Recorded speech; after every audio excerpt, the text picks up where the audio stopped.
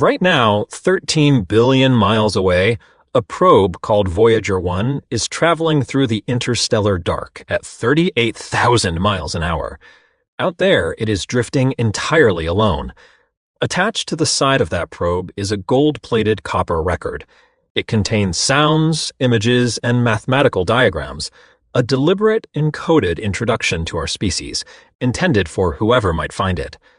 The 39th President of the United States, Jimmy Carter, included a message on that record. He described it as a present from a small, distant world, a token of our music and our thoughts, sent in the hope that we might survive our time to live into yours. History shows that our genus has produced at least 16 different human species. 15 of them are already extinct. Statistically, that puts us near the final pages of a very long, very crowded book. We are the 16th draft of the human story.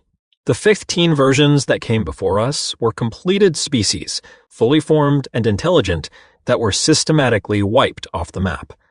Looking at that track record, we have to ask, is that golden record drifting in the dark a prologue to our future in the stars, or is it just our final epitaph? 2 million years ago, the planet was crowded with different ways to be human. At least 15 other distinct human species lived across the globe. Homo habilis was mastering toolmaking millions of years ago, and Homo heidelbergensis was building the first shelters long before we arrived. Neanderthals were likely stronger and taller than us. They wore jewelry and buried their dead. As this cranium shows, they possessed a larger brain capacity than the average person watching this video. Every single one of those 15 lines ends in a total extinction event. Only our line continues forward into the present. 45,000 years ago, our ancestors migrated into Europe. Within 5,000 years of that meeting, the Neanderthals were gone. We didn't win through raw physical violence. Our ancestors possessed a secret weapon, complex spoken language. Language allows for mass organization. It let our ancestors out-cooperate and out-plan every other version of human until we were the only ones left. Our survival wasn't a matter of being the strongest. We simply had the capacity to coordinate the quiet removal of every competitor on the planet. This is Lake Toba. 100,000 years ago, a supervolcano hue nearly ended our story. The human population plummeted to as few as 3,000 individuals, leaving us an endangered species teetering on the edge of extinction. 12,000 years ago, the invention of agriculture altered the logic of human survival. The shared goal of finding food was replaced by the rigid concept of personal property. To manage society, we invented abstract myths. Physical resources became secondary to massive, interconnected ideas like debt and hierarchy. Money, borders, and corporations are not physical laws. They are shared hallucinations. Stories billions of strangers agree to believe simultaneously to keep the world functioning.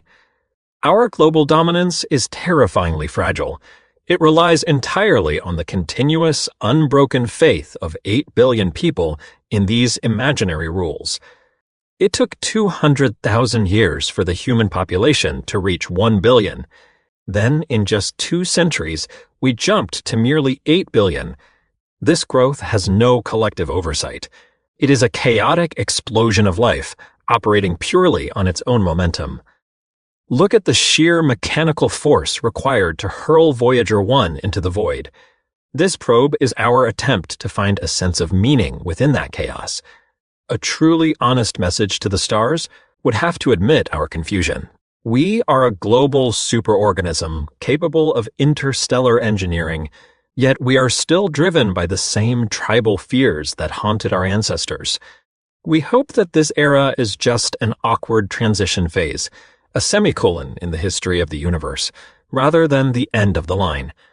If an alien intelligence reviewed our history of eliminating every other version of human and saw the imaginary rules we live by, would they ever dare write back to the last humans left?